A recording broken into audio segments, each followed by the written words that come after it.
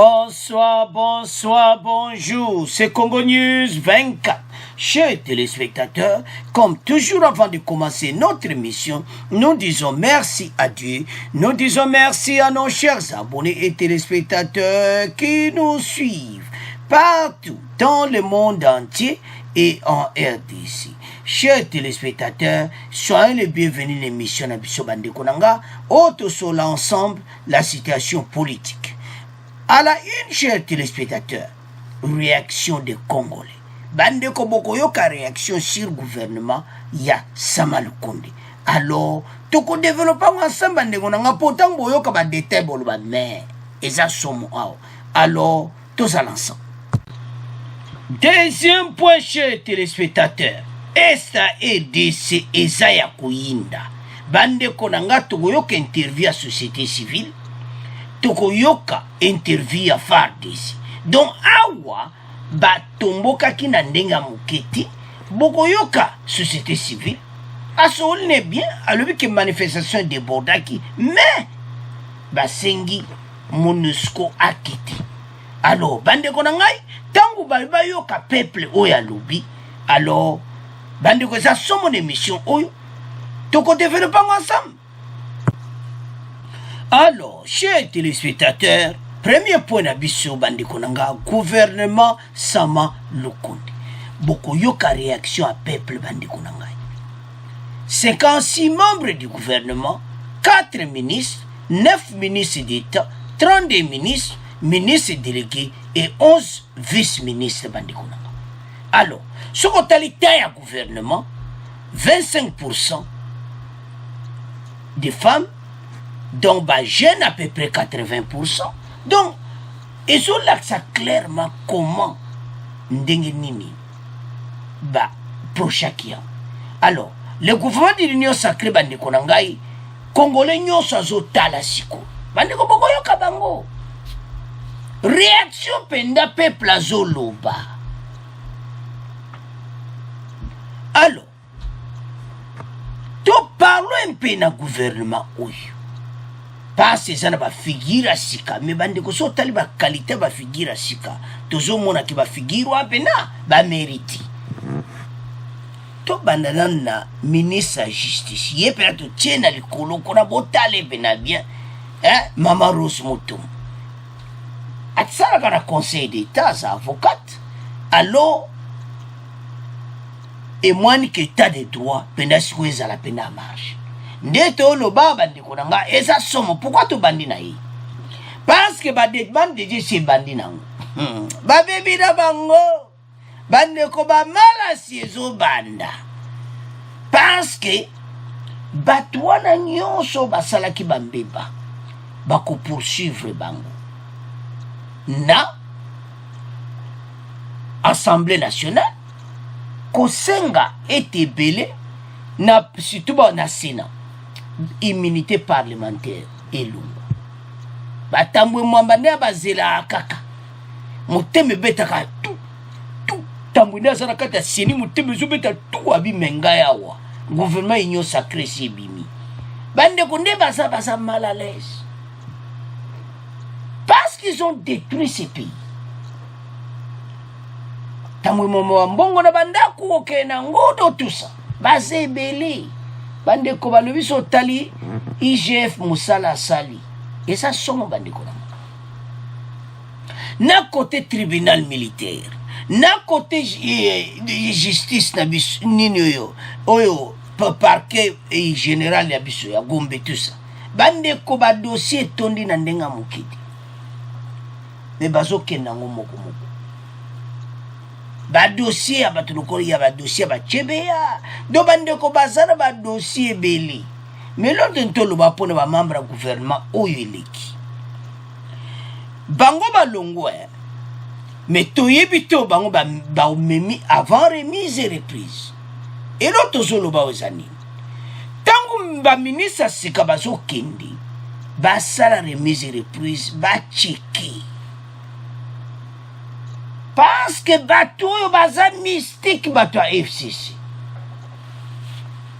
Déjà à côté défense, bon militaire et moi la nati. Alors, Dans chaque département, il faut échanger ça. Mais le ministre des Finances n'a pas de problème. Pourquoi tout ça le va bon? Nicolas Kazadi, ministre des Finances. Bandeko, nandenga mukiti. Donc, gouvernement pene vandi, union sacrée, en tête IDPS. Nandenga mabeti. Donc, ba poste clé. Ce qu'on a un problème, te vendre quand nous vendons. Parce que ça, c'est mon émission. Alors, Nicolas Kazara, c'est le Yagouli, ok, bonjour monsieur, alors, remise et reprise. Bah, au talaba dossier, kuna, bambongo ya bimisi. Oya signé. Déjà, là, je vais soupçonner. Alors, remise et reprise à Nicolas Kazadi. Et c'est le Yagouli, il faut battre là, bien. Toujours le bango pour te aimer que batouana. Bazatiana va dossier. Alors, Mama Rose Mutumbu, yoka masolo kuna na finance. Tutia on a beaucoup na yo. Toza beta batouana. Bazala la 4 à 4 mille, ba beta ba carte. Avançons. Toke siko bandi konanga na ba ministre ya mine. Batouana. Mama na biso ntsamba ozokota tala mine wana ndenge bokosala échange na ye remise et reprise bakongole miso ezokufungwama na ndenge muketi. Alors toyoka nanu gouvernement oyo après toyoka réaction après toyoka na première partie. Le Premier ministre Samalou Konde Kyenge sera bientôt devant l'Assemblée nationale pour présenter le gouvernement de l'Union sacrée de la nation, mais aussi défendre son programme afin de son entérinement. Constitué de 57 membres, dont 14 femmes, soit 27% de taux de représentativité féminine, ce gouvernement compte 80% des nouvelles figures dont la moyenne d'âge est de 47 ans. À en croire le Premier ministre, parmi les priorités de son gouvernement, il y a la sécurité, la santé, l'enseignement, la justice, l'agriculture, l'économie, le processus électoral, ainsi que les infrastructures et le numérique. Michel Kifindangoy. En plus de la sécurité dans l'Est, les secteurs de la diplomatie, de l'environnement ainsi que de l'administration publique s'avèrent prioritaires pour ce gouvernement et ses portefeuilles sont même érigés en vice-primature. La nomination de Rose Mutombo de la société civile au ministère de la Justice ainsi que du général Kabanda, ancien chef d'état-major de l'unité médicale des FARDC à la retraite au ministère de la Défense, traduit la volonté et la détermination du chef de l'État de réformer une armée et une justice apolitique. Cette nomination de personnalités apolitiques et technocrates à des portefeuilles stratégiques comme la justice et la défense est aussi un signal fort sur la volonté d'instaurer une gouvernance basée sur les compétences et non plus sur le partage du gâteau. Mais seulement, certains députés jugent ce gouvernement de pléthorique car de 45 membres initialement convenus, l'équipe gouvernementale est passée à 57 ministres. Au regard de la modicité du budget, ces députés craignent une fois de plus que la quasi-totalité des ressources de l'État soit consommée par les institutions au détriment du social de la population. Représentativité féminine au sein du gouvernement congolais, le Premier ministre Jean-Michel Samalou Kondé se félicite des efforts fournis par les uns et les autres afin d'atteindre 27% des femmes au sein de son équipe. 15 femmes font partie de ce gouvernement, dont une vice-premier ministre, 10 ministres, 3 vice-ministres et une ministre déléguée.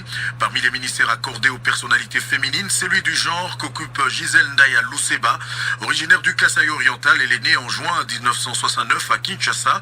Fortement engagée pour la cause féminine, elle est détentrice d'un doctorat en relations internationales et diplomatie en Belgique, spécialiste en gestion des partis politiques à la haute école des UN Academia.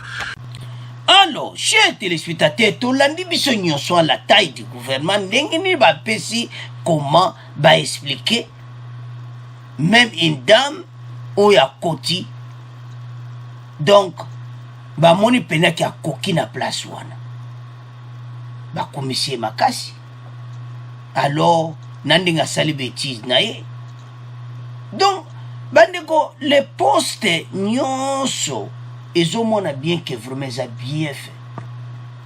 Donc, basali musala bien yango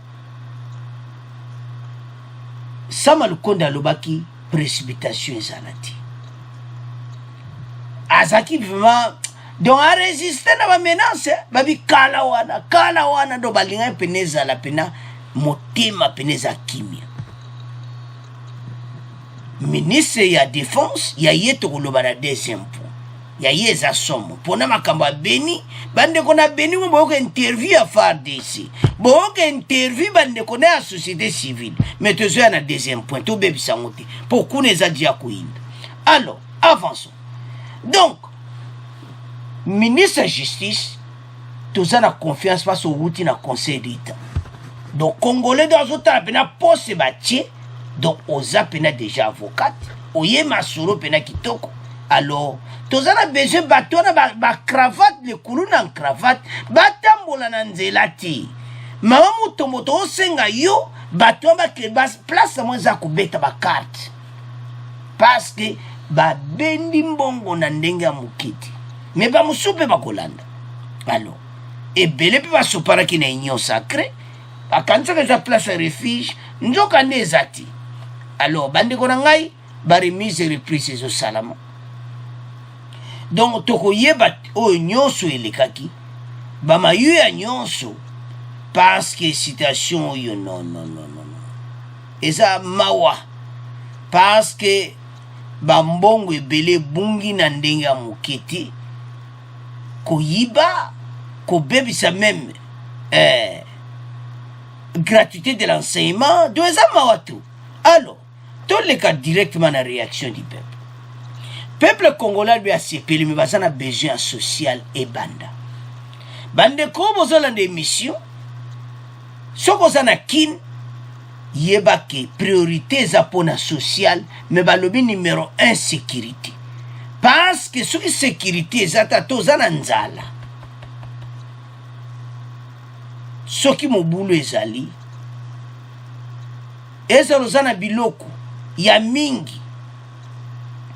Donc sécurité il faut baluka kimekota na est pour peuple on a pe à est à vivre pepe moko après wana bakota na social ezango makambo ebele ezaka kuliati mais tebi keza makambo santé santé de base makambo éducation et puis ba misala emona na makambo ebele ministre de l'emploi ayebiki azana gramasu.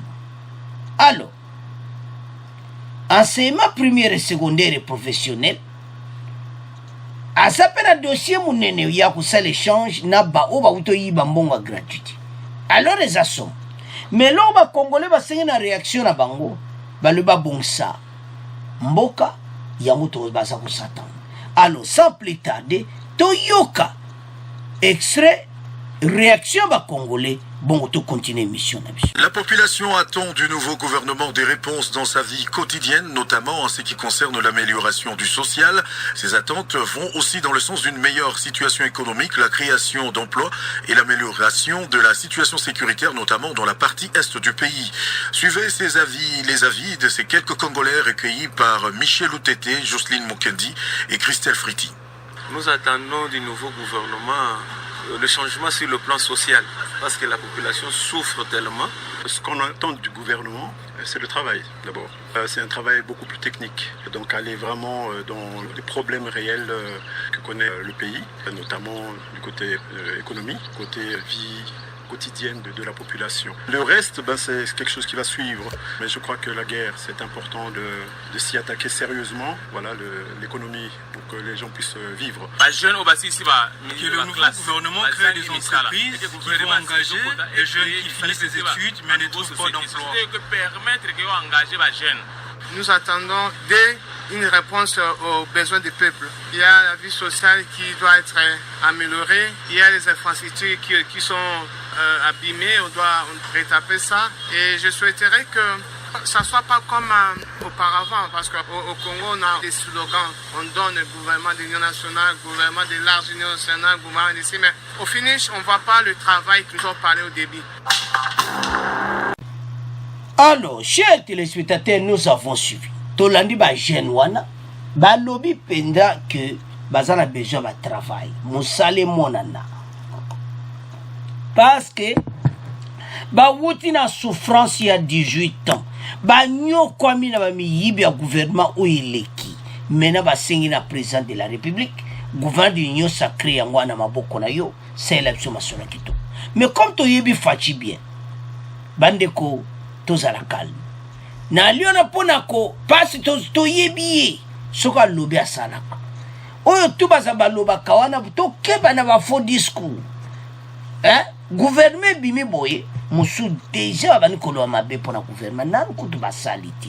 Quel esprit! Mais tozana bino awa tozosupporte baide ya kitoko tozana besoin mboka na biso edéveloppe tozana besoin makanisi wana te oyo akala yake motu wana fo tokritike kaka tolobaka mabe ata azosala malamu non tozala honnête totala gouvernement bandeko na ngai botalaka na finance kazadi akoya po atombola faci finance makambo kitoko bandeko eza somo so otali na défense mais tozoya na point défense parce wana eza somo deuxième point.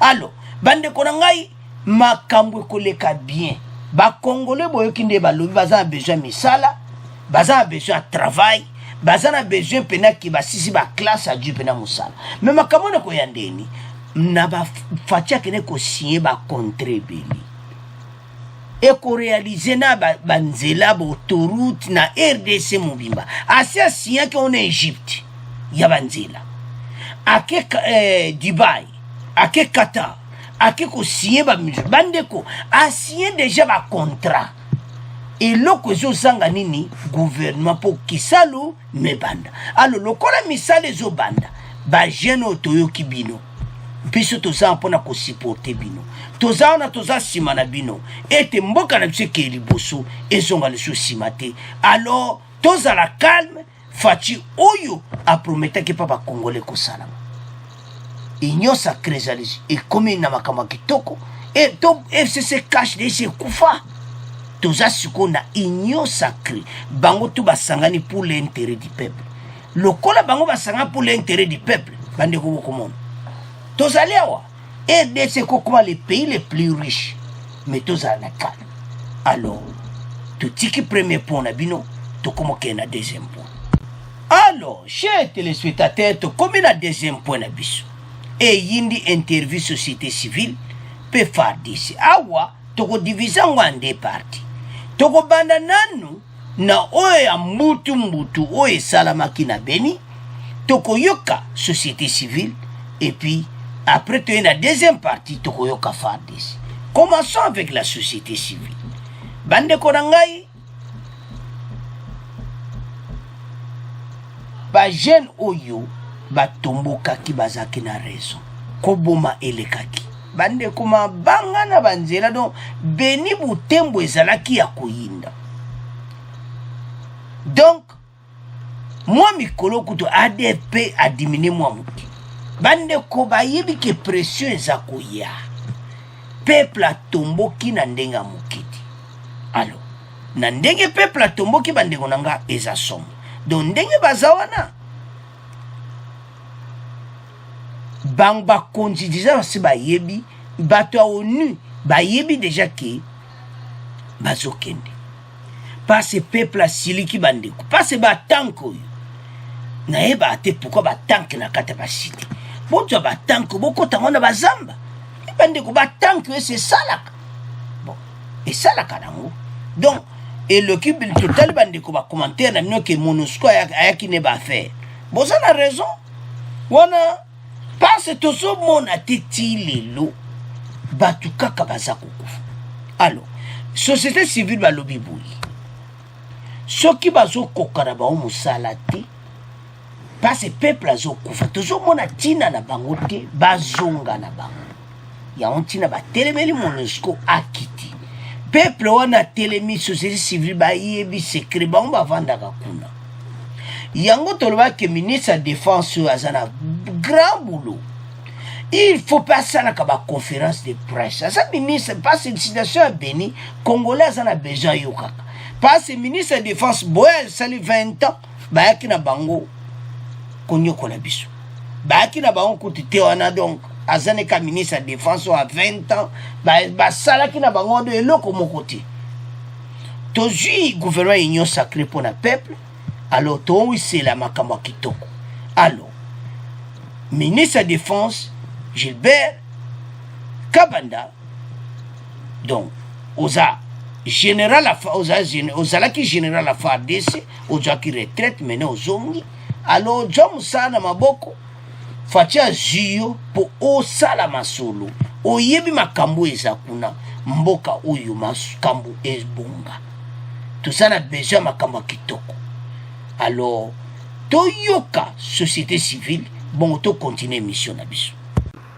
Edgar Mateso, bonjour. Bonjour. Plusieurs entités du Nord Kivu, particulièrement la ville de Butembo, viennent de faire une semaine sans activité afin d'exiger le départ de la MONUSCO. Quel état des lieux faites-vous de cette situation? Nous avons eu à parcourir les événements tels qu'ils se sont déroulés du côté de Beni Territoire, Beniville, à Butembo et même à Goma. Nous avons trouvé que d'un côté, il y a eu des échauffourées. Du côté des autorités à place, on a observé des intimidations, des arrestations, des tirs, même des pertes à vie humaine. On a perdu plusieurs personnes. Du côté des manifestants, nous avons pu enregistrer beaucoup de dérapages, la destruction méchante des maisons, des incendies, des extorsions d'argent, même certaines personnes qui ont été fouettées. Et à ce niveau-là, nous disons les choses n'ont pas bien marché comme on pourrait le souhaiter. Vous savez, la revendication de la paix, c'est une revendication de tout Congolais. Nous sommes désolés de constater qu'il y a eu des dérapages tant du côté des manifestants que du côté des agents de l'ordre, et ce sont des choses qu'il faut condamner rapidement. Comme vous l'avez dit, ces manifestations ont occasionné des casses, tracasseries diverses vis-à-vis des populations et même des morts et des blessés. Comment analysez-vous cela? Justement, ça signifie que quelquefois, il arrivait qu'on se trompe de cible.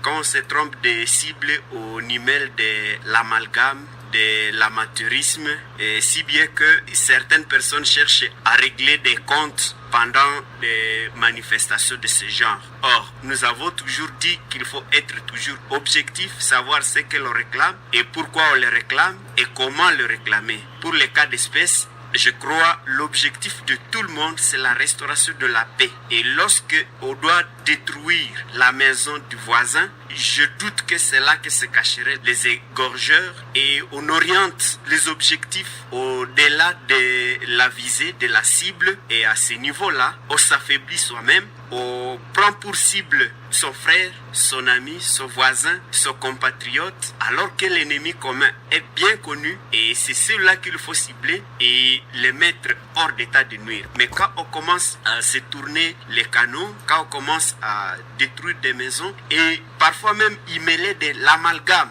nous pensons que les citoyens congolais qui sont en train de manifester doivent comprendre que nous devons maintenir cette pression pour réclamer notre paix, mais nous devons orienter cette revendication vers la vraie cible. La vraie cible ici, c'est d'abord le gouvernement congolais qui a la première responsabilité. Quel est le point de vue de la société civile du Nord Kivu aujourd'hui par rapport au départ de la MONUSCO tel qu'est demandé par certaines organisations locales? Pour nous, nous pensons qu'il faut écouter le peuple et confronter la demande de la population avec la réalité telle qu'elle est vécue sur terrain. Et à ce niveau-là, la société civile a toujours pensé qu'il faut mettre cette même pression sur le Parlement, il faut mettre cette même pression sur le gouvernement congolais, il faut mettre cette même pression sur le président de la République pour que, à l'issue de l'évaluation, l'on puisse déterminer le sort de la MONUSCO, parce que le résultat est bien visible sur terrain et on connaît comment elle est en train de se comporter sur terrain. Partant de l'état des lieux que vous faites, de la situation dans la région, quelles recommandations vous faites à toutes les organisations ou associations qui organisent ces manifestations? Nous demandons aux organisateurs que notre visée, c'est la paix, d'où qu'elle vienne et par qui nous l'obtiendrons. Et lorsque nous sommes en train de réclamer cette pacification, la cessation des massacres, nous devons être objectifs dans nos revendications, éviter de commettre des infractions individuelles, sinon nous risquons de rater notre cible. Pour finir, quelles recommandations faites-vous à la MONUSCO pour rectifier le tir si il est faux? En fait, la MONUSCO doit d'abord écouter la population. Les cris de détresse de la population, c'est la pacification de la région. Si son mandat ne lui permet pas de faire ce que la population est en train de faire, elle n'a qu'à dégager. Mais s'il y a lieu d'améliorer les choses, la population a besoin d'une seule chose, et c'est la paix. Edgar Mateso, merci. Je vous en prie. Alors, bandeko na nga tolandi société civile. Balobi réalité ou eza na terrain. Il faut bayoka bango. Bayoka ba jeune wana. Bato wana nyonso wana parce que bas MONUSCO akende parce que osale lokote. Osale lokote parce que ali ana pour protéger la population. Bazo sale lokote siko basala nini. Alors, bayoka oyo peuple azoluba. Bayoka peuple. Batala manda na ye, baye bakobe etikali baye seke jour azokende. Basa arranger nango. Parce que société civile a sans raison, bayoka peuple. Bazolo bango na motema moko ba regretter pe ndenge déborder na ndenge wana, bandima te ke kokoma na niveau wana. Alors, mais bazana besoin était bayoka peuple. Oui, faut bayoka peuple. Parce que citation na ndenge komi bandeko nanga eza mawa. Eza mawa komona ndenge citation yo échangeaki. Donc, eza mawa trop. Mais balobete bayoka peuple. Parce que so bayoki peuple eza kitoko. Même en Assemblée nationale. Donc, bayoki peno baloba clairon, clairon et beti. Alors, citation de Zanangwa est que peuple a boyi bango, mais gouvernement a un contrat inane na bango, babakse bango inane. Donc ce qui est tala, peuple a raison, a besoin bateau bakende. Bandeko, tant a besoin bateau akende, botika bango, akende. Parce que bazo mone loko moko te bango bazo sala, alors ils ont senga ke bakende. Alors, et l'autre zoloba ezaki départ na bango basengi bakende parce que et l'autre monte bazo sala mais pression eza makasi totala nde ba mikolo nde makambo koleka mais selon société civile bayoka peuple so bayoka peuple laxini et laxini bato wana basala nini ba dégager bandeko nanga eza somo. Mais, et l'autre toloba eza que passe likimingi batanka MONUSCO te batina nangoti alors eza mawa. Alors tous les cas directement na FARDC. Tokoyoka interview ya Anthony Oaza azo diriger Sokola na Nord Kivu opération contre ADF. Toyoka yemo ba précision à kopesa biso parce que selon bango bazo mona ki bazo progresser. Mais, azaki honnête interview na ye, tokoyoka ye, alobi que bazo progresser mosala ezoke nango, mais bazo kwa ko garantir te armée na ba poste nyonso, na ba mboka ba village nyonso. Babi beni ombozo mona ba territoire ebele, ba village pe ebele. Alors, bazo mona ke ba place mususu ba bina police asa ko aider bango. Alors, ce qui totali beza question à renforcement. Il faut pas battre sa armée. Mais tokoyokai. Donc, ministre de défense Kabanda Gilbert ndengo zawana ozana dossier munene ba Congolais. Ba battre ba militaire, c'est-à-dire dans chaque village, aucun village où il y a béni. Moi ba village aux alentours, ba soda ba zawana. Ba mama oke bilanga, ba police bazawana, ba soda bazawana. Bonzo ba unité ba côté, bo sangana ba province côté problème exact, ba policier on a nyonso ba kende kuna pour chaque village. Parce boko yoke bande konanga a expliquer bien. Donc soto yoki o FARDC porte-parole na bango à Sokola o kuloba bokoyoka ye alobi clairement que tozo moto garantir te et c'est-à-dire sono tala yi na landango ezande nombre. Alors sans plus tarder toka faire d'ici bon to continuer mission na biso. Notre invité ce soir, c'est le porte-parole des opérations Sokola 1 dans le Grand Nord Kivu, le lieutenant Anthony Mwalusha. Il parle de la situation qui prévaut en ce moment à Beni, caractérisée par des attaques des présumés rebelles ougandais de l'ADF. Il s'entretient avec André Kitenge. Lieutenant Anthony Mwalusha, bonjour. Bonjour Radio Kapi. Vous êtes le porte-parole militaire des opérations Sokola 1 Grand Nord. Comment expliquez-vous les différentes attaques menées ces derniers jours dans la région de Beni? Merci beaucoup pour la question, très intéressante.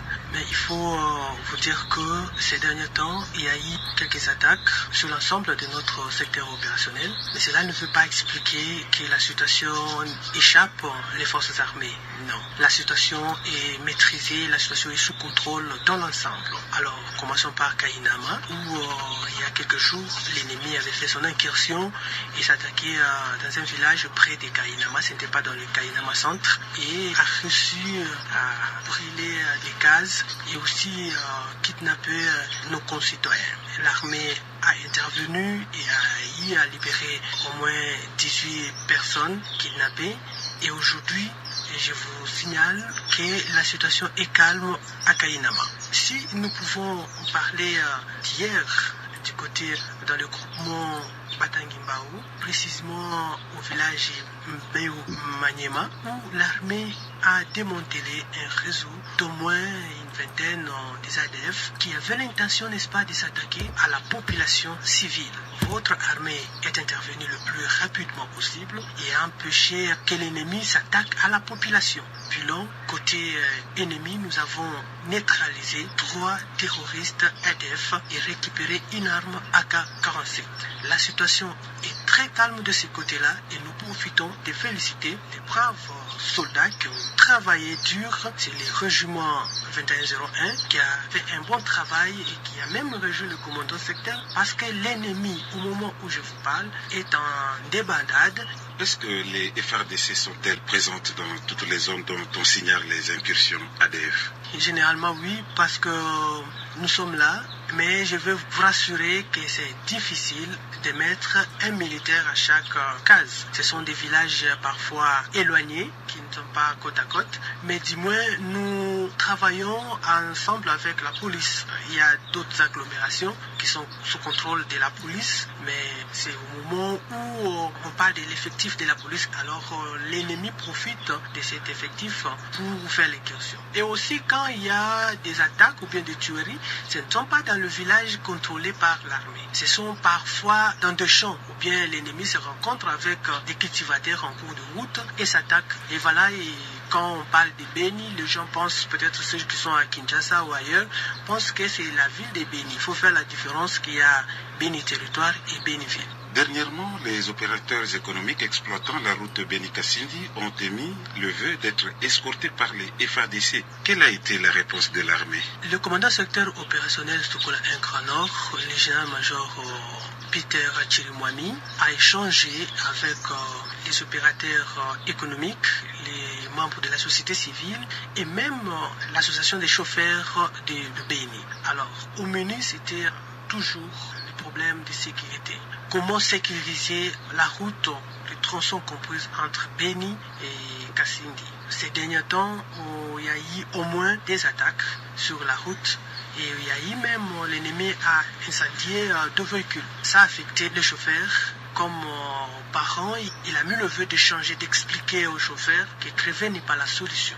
Donc il faut trouver ensemble le mécanisme de sécuriser les chauffeurs qui utilisent, n'est-ce pas, ces tronçons. Et la délégation est partie jusqu'au sur le tronçon Beni-Kasindi, à Kilia précisément, pour se rendre compte des dispositions prises, n'est-ce pas, par FRDC pour sécuriser la route. Et tout le monde était satisfait de voir des patrouilles, la présence de militaires tout au long de cette route. Donc les chauffeurs ont finalement arrêté les mouvements des grèves et ils ont félicité l'armée. Ils ont pris la décision d'accompagner le militaire. Bien sûr, il y a d'autres mécanismes qu'on a pris, mais qu'on ne peut pas divulguer pour renforcer côté ennemi. Lieutenant Anthony Mwalushai, je vous remercie.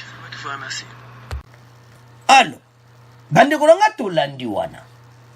Tolandi porte-parole à Sokola Anthony. Tolandi est très bien.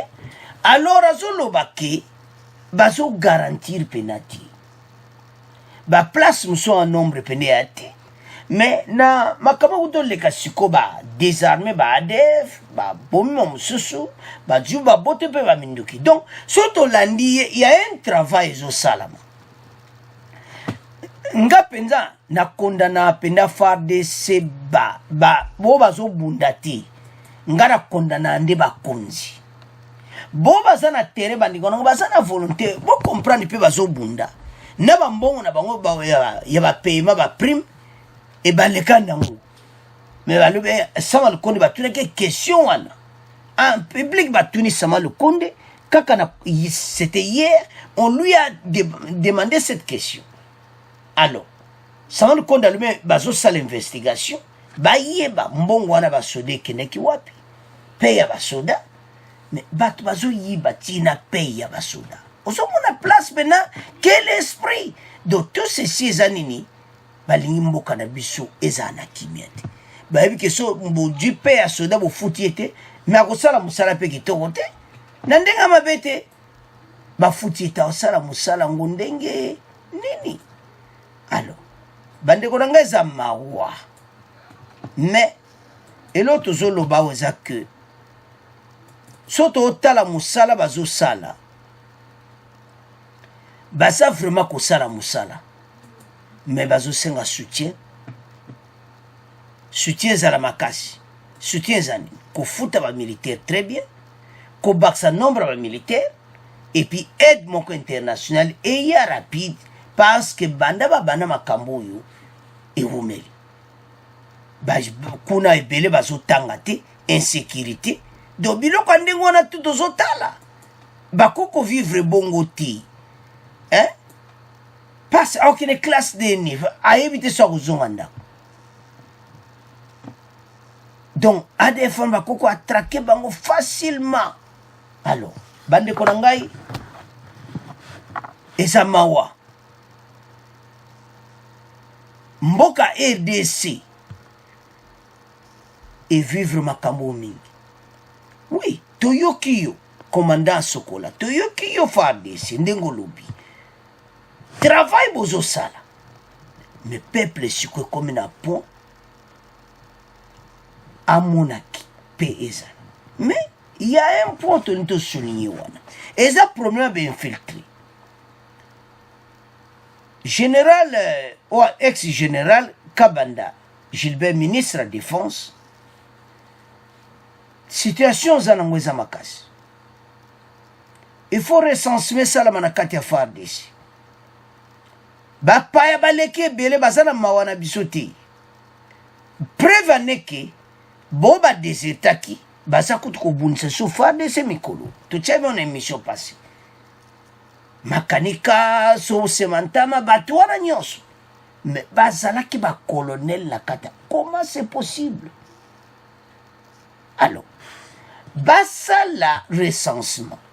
Et puis parlement basala nyonso me ko voter donc que en tout cas nakati ya armée na biso mutu po a poste wana ya makasi il faut batale malamu. Mona zo pesa Tiani Noël Tiani raison. Si me cause la chef de l'État, il faut la Congolais des pères et des mères.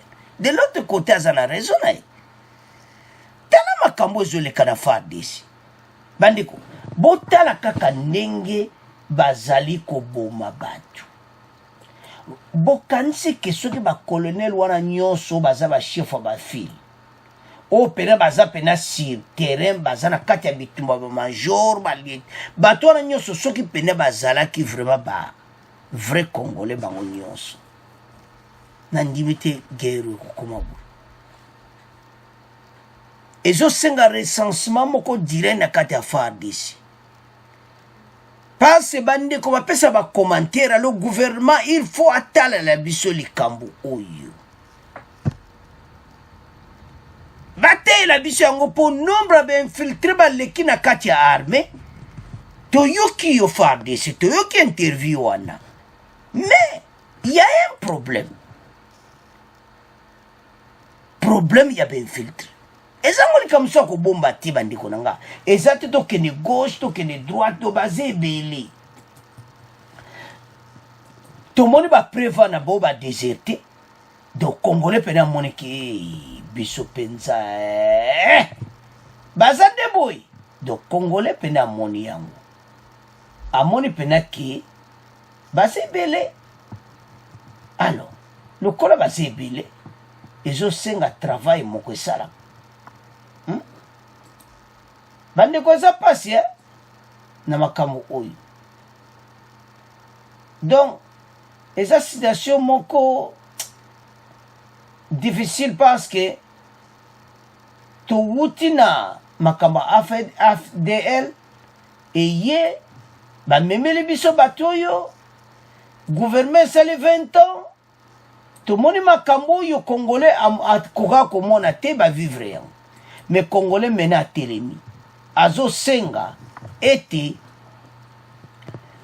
basala recensement batuana na kati oyo bazaba congolais te ba pose clé ba yebisonga polele ako déclarer que ba longolais point ba bitala oya utala bo ba utala makamuta tout et ça preuve alors bande ko ngai tolandi biso nyonso FARDC toyoki tozala besoin situation benir ezala rétabli donc ministre de défense Kabanda ozana problème sérieux peuple congolais azana besoin c'est la biso bele mo interview toyeba nyonso zoleka parce que na situation MONUSCO tala yango bien nde toyoki société civile ale bazana besoin ba bakende alors bande ko ngai c'est à ce point de comment clôturer mission à Bissau. Bon abonner massivement. Au revoir, à la prochaine.